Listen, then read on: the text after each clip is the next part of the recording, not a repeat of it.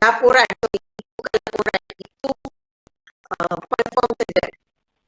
So you all make sure you all kena tulis dalam bentuk esei, dalam bentuk perenggan. Okay, perenggan lah. Okay, baik. So dalam laporan kamu tu mestilah ada tajuk laporan. Actually tajuk laporan telah diberi. Okay, nama penulis tu sebenarnya nama kamulah. Okay, so jangan risau, nama kamu telah kamu tulis di hadapan. Okay, isi kandungannya ada 5 perkara. Yang pertama, kamu kena cerita tentang pengasasan Kesultanan Melayu Melaka. Okay, kamu kena explain more lah yang kita belajar. Kita ada 4 bagaimana Melaka boleh muncul. Okay, especially-nya tentang pemilihan lokasi yang strategik. Kita dah belajar benda tu. Okay, tak ada masalah.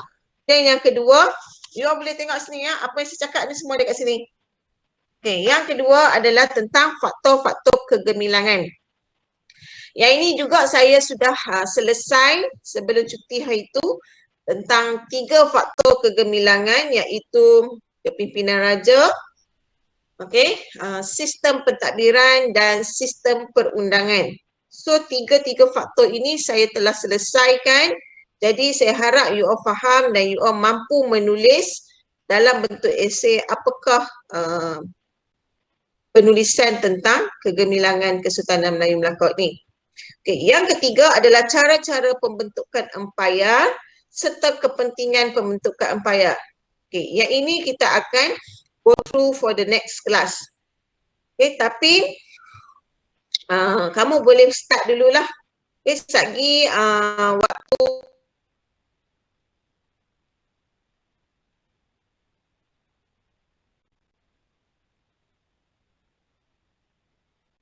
tulis siap-siap dalam laporan ini. Okay, jangan tunggu dekat-dekat nak due date baru you nak buat. So mana you all boleh buat, mana you all sempat buat dengan segera. Jangan tangguh kerja.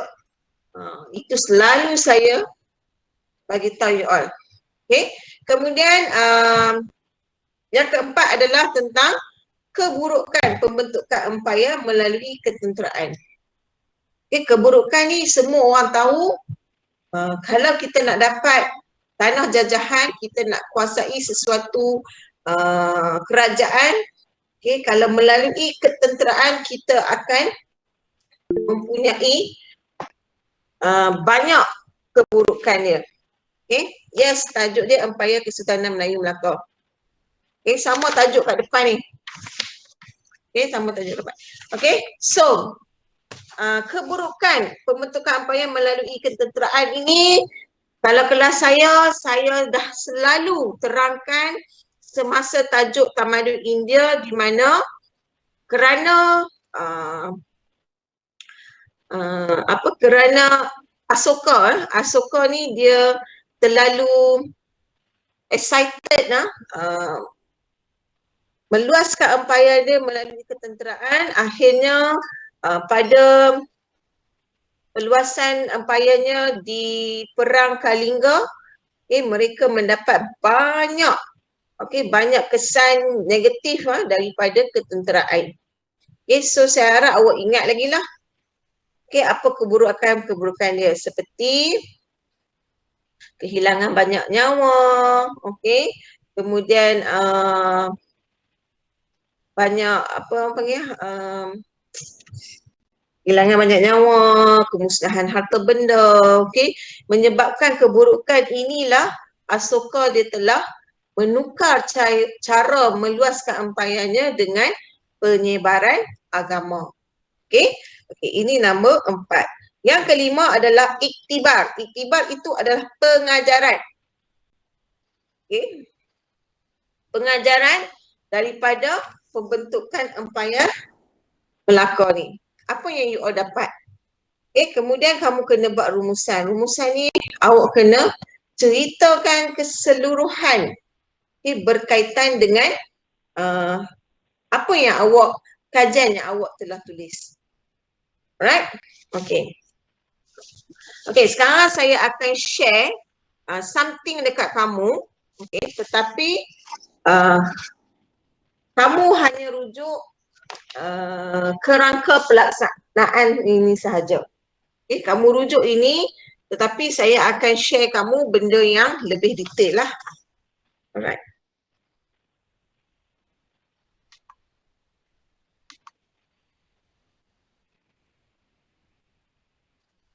Sekejap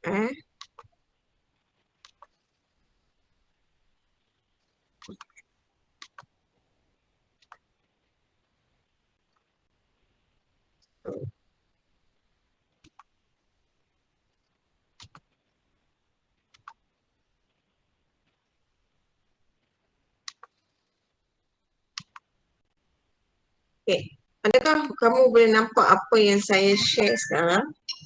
Boleh. Boleh. Okay, good. Okay, good. Okay, baik. Kamu tolong perhatikan kerangka pelaksanaan ya di muka surat 3 tu dalam kamu punya set kajian kes tu. Okay, so yang pertama, apa yang perlu kamu buat adalah tiga perkara, iaitu yang pertama tentang perancangan, yang kedua tentang pelaporan, di mana pelaporan ni kamu ada 7 bahagian, dan yang ketiga penilaian umum. Penilaian umum ni actually tak penting sangat lah. Okay, alright. Okay, tengok nombor 1 tu, bahagian 1.1 iaitu tajuk. Okay, sebenarnya tindakan kamu sebagai pelajar adalah perlu memilih tajuk sendiri. Okay, tapi Cikgu Simi ni dia sangat sayang pada anak murid dia, sehingga kan kami ni berbincang dan memilih tajuk yang mudah pada anak murid kami. So you all tak payah pening kepala nak pilih tajuk apa. Okay, so kita orang dah bagi dah tajuk, iaitu tentang Empayar Kesultanan Melayu Melaka. Okay, tajuk ni memang ada kat depan. So, bahagian kamu punya kertas kajian kes, lepas ni waktu tutorial, awak boleh tulis siap-siap tajuk di atas ni. Tajuk dia sama dengan tajuk di depan. Okay, so no excuse lah you tak tahu tajuk. Alright, so terus tulis. Okay, bahagian yang kedua, 1.2 ini adalah jadual kerja. Okay, sebenarnya kalau ikut, kamu kena menyediakan jadual kerja sendiri, di mana mempunyai 3 kolom yang ada bilangan, tarikh dan perkara. Okay, jadual kerja ni macam kita bagi last year. Okay, tahun ni juga cikgu-cikgu Simi berbincang, kami dah buat keputusan, kami juga akan memberikan kepada kamu. Saya tak tahu kelas cikgu Munirah macam mana, tapi kelas saya dah standby all the jadual kerja. Okay, dan benda ni, ringkasan kajian kes ni saya akan masukkan dalam Google Classroom kamu selepas tamat penerangan ni. Okay, so kamu boleh salin jadual kerja ini ke dalam bahagian kotak yang disediakan. Okay, so jadual kerja ni kita start daripada hari ini, menerima taklimat daripada guru mata pelajaran sejarah berkaitan dengan penulisan tugasan. So tarikhnya adalah hari ini 17/5/2021. Okay, yang kedua, membuat rujukan awal ke laman web. Okay, sagi waktu tutorial awak bolehlah search internet tentang keburukan ke, tentang iktibar ke, bahagian-bahagian yang tidak ada dalam textbook. Okay, kemudian tak payah salin sekarang, Zihan, saya akan bagi hand up ini, saya akan bagi kopi ini dalam Google Classroom. Okay, tak payah tulis, kamu dengar, listen, awak boleh tulis, tapi tulis sekadar take note je lah. Okay, especially yang bawah-bawah tu awak take note saja, awak tak perlu tulis detail. Okay, sebab nanti kan waktu tutorial nanti Saya akan bagi benda ni dalam Google Classroom. Awak open and then awak salin sendiri. So, jangan waste time salin sekarang. Dengar betul-betul. Okay. Kemudian, nombor 1, 2, 3 dan 4 menentukan tajuk tugasan, mengenal pasti cara penulisan tugasan. Okay. Nombor 1, 2, 3, 4 saya minta semua pelajar tulis tarikh hari ini. Okay. Sebab hari ini kita memang dapat dah tajuk tugasan iaitu Empayar Kesultanan Melayu Kelakar. Okay. So, tak ada masalah lah. Alright. Okay. Nombor 5.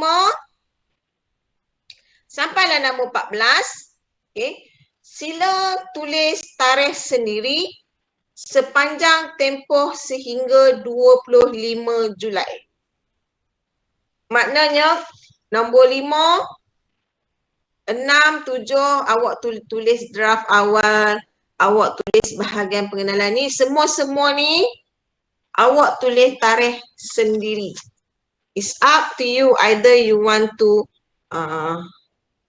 write whatever date lah, kamu nak tulis date apa pun tulis lah. Okay. Tapi untuk 14, menyemak dan menghantar tugasan kepada guru, sila tulis pada hari terakhir anda hantar tugasan pada saya. Ini tak boleh print out nah.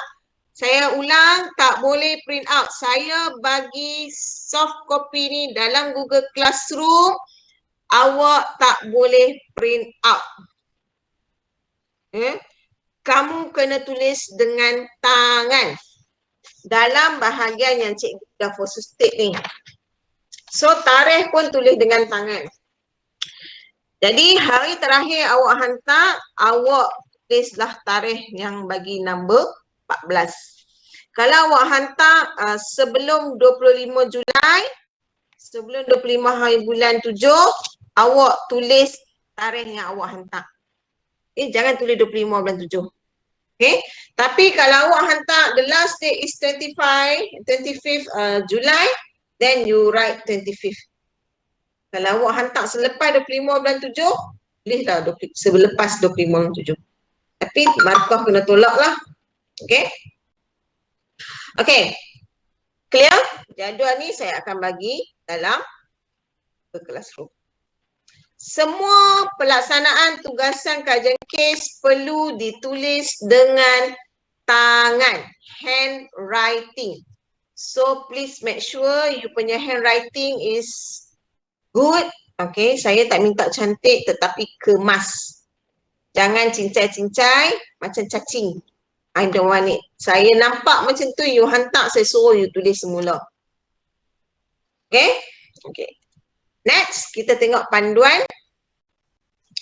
Okay, awak tengok ni lah, borang kamu ni, kerangka pelaksanaan ni. Okay, jadual kerja settle, saya dah bagi tadi. Okay. Okay, objektif kajian. Objektif kajian, kamu sepatutnya perlu membuat sendiri objektif kajian. Tetapi cikgu sangatlah bermurah hati untuk memberi objektif kajian kepada kamu. So kat sini ada masalah? 6.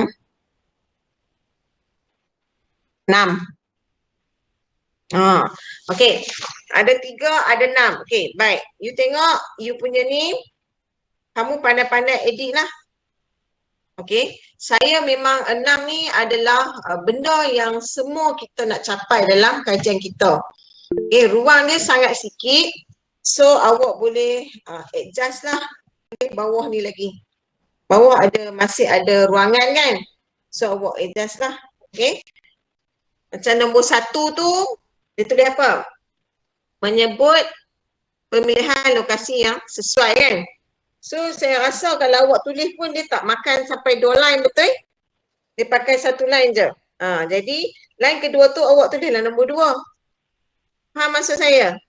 So, nombor tepi ni awak boleh padam, sesuaikan dengan objektif yang saya bagi. Okay? Right. Salin guna pen. Semua kena guna pen, tak boleh guna pensel.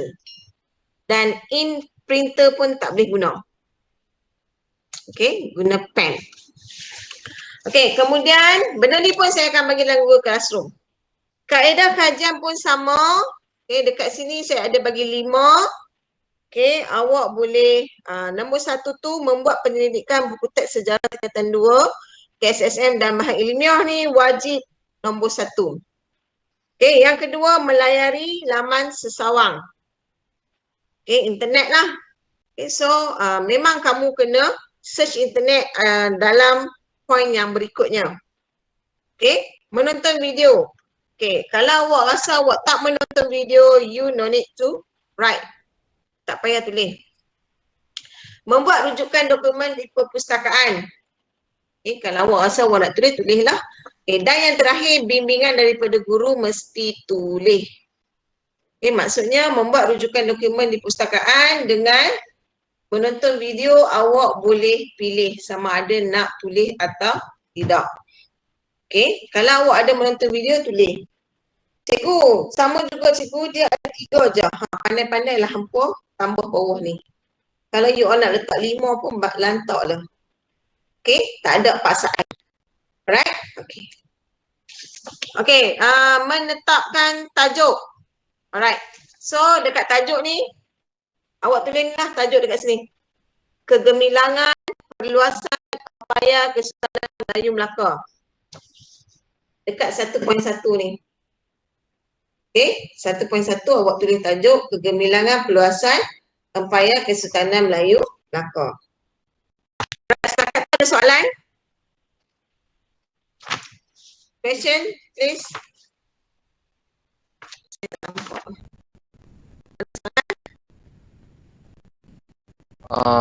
Cikgu boleh ulang sekali tajuk Tajuk. Tak apa, sekali saya bagi hand out ni saya akan bagi. tajuk itu tulis di mana tadi kamu cakap? Nombor 1.1. Oh, okey. Nampak tak? Nampak.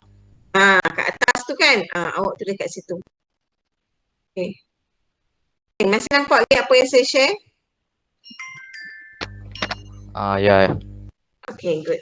Sebab kadang-kadang saya nak, sebab you all 2 group, jadi saya kena silih-silih ganti. Okay.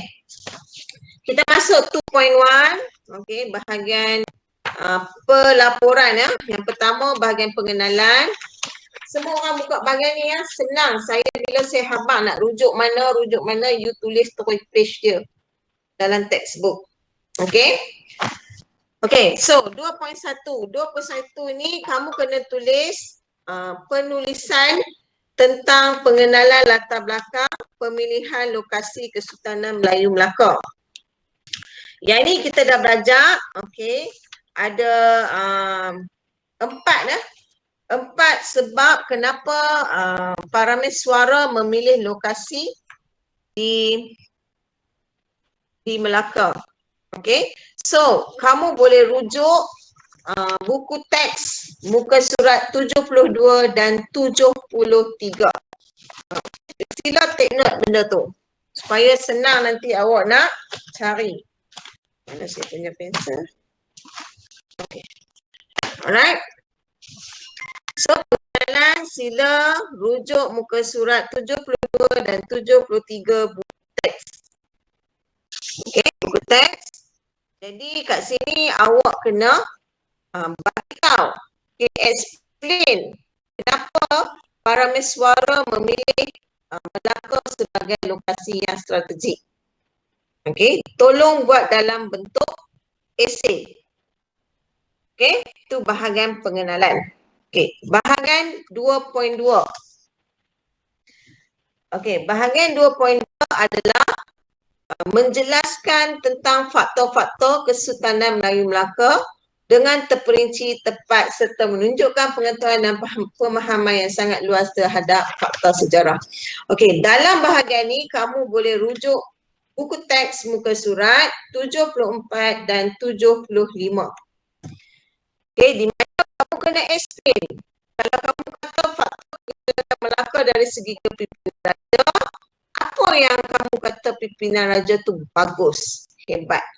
Kalau di sini dia kata faktor dia sistem pentadbiran, apa yang menyebabkan sistem pentadbiran itu hebat? Ya.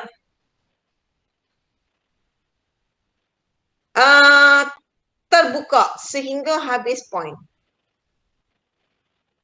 You nak tulis lebih daripada 10 perenggan pun tak apa. You nak tulis 3 perenggan saja pun tak apa. 3 faktor, 3 perenggan pun never mind. It's up to you. Okay, tapi macam saya cakap tadi, untuk faktor kegemilangan ni, saya yakin perkara ini akan melebihi helaian. Okay, maksudnya kamu tak akan pakai satu helai ni saja. Kamu akan pakai lebih daripada satu. So nanti saya akan buat satu file di mana saya akan buat garisan macam ni, letak dalam words. Okay. Dan saya masuk dalam Google Classroom. Kamu boleh print out benda ni. Okay. Mungkin ada orang dia kata payahlah cikgu nak post state. Tak apa. Saya akan bagi yang kosong, yang tak ada apa pun atas ni. Bagi yang tu, dan kamu print out, kamu tulislah. Sebab saya yakin 2.2,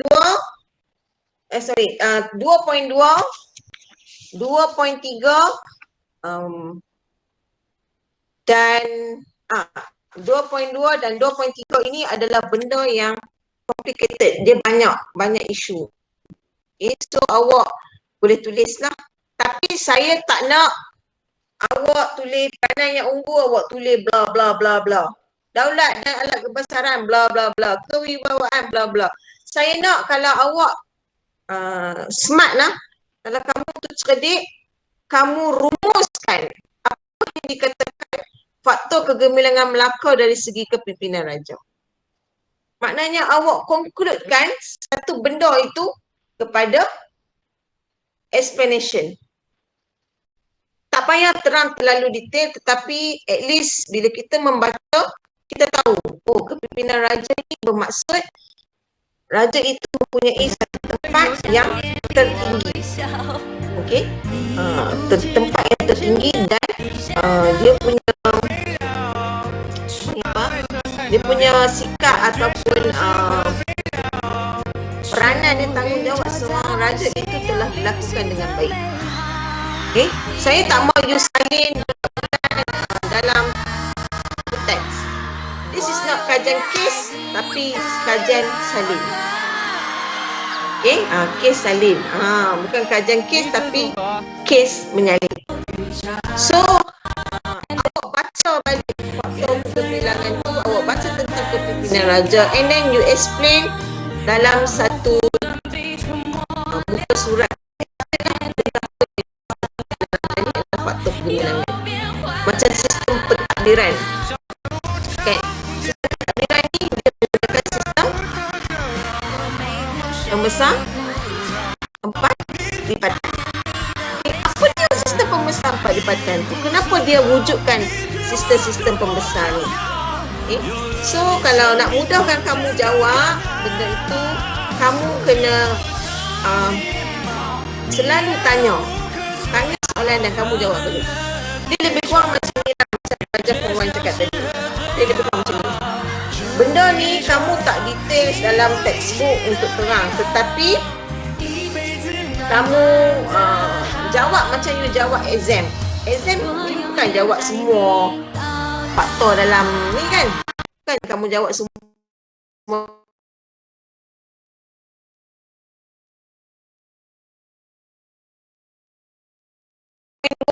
Boleh cucuk teks 74 sampai 75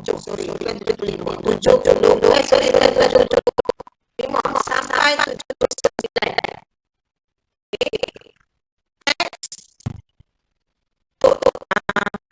Kegemilangan Melaka dari surat 74 sampai 79.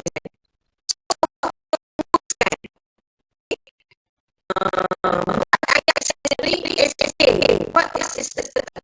menyebabkan melaka bergemilang. Kenapa you cakap sebut undangan yang melaka menyebabkan dia bergemilang? Sebab dia ada hukum kanun melaka, dia ada hukum undang-undang laut yang terdiri daripada apa yang dia tegaskan dalam undang-undang laut ini. Okay? So you explain with your own words. Kamu cakap kamu punya words sendiri lah. Kata-kata tersebut. Itu bukan dari kisahnya.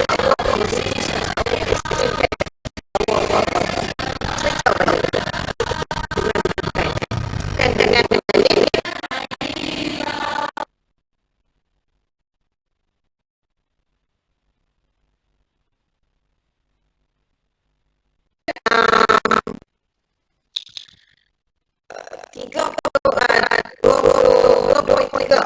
cara-cara membentuk upaya. Okay, ini kita tak masuk lagi ya dalam DDPC, tetapi kita akan masuk for the next class. Okay, jadi cara-cara membentuk upaya dan kepentingannya ini ada di muka surat 80 dalam pasal 1 teks. Okay, muka surat 80 dalam pasal 1 teks. Okay, kat sini awak kena terangkan apa itu. Ada ringkas tapi poin-poin itu cukup mendalam dan juga faham. Okay, tahu you kat semua. Kalau ada lagi tahu, you kena explain to people. Okay, tetapi sejak apa tu kamu kena rumuskan. Kamu cari buku. Contoh kalau dia kata kepentingannya untuk bukan upaya. Kepentingannya ada lebih sosial dalam itu boleh tengok Facebook kamu. Okay, itu sebab saya suruh awak sediakan buku teks. Sekali supaya awak boleh nampak. Okay, ini adalah kepentingan dia. So, awak kena tulis semua. Tapi, benar-benar your own.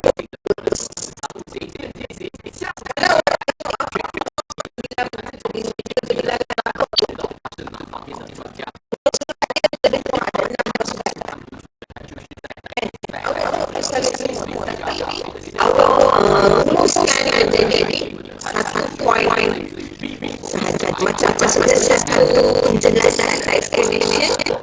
Tak perlu tulis panjang-panjang daulat kebesaran apa dia, daulat kebesaran apa, alat kebesaran. Just satu dua yang menunjukkan benda tu. Maksudnya, kajian kes ini kamu bukanlah penyelidik semata-mata. You buat kajian.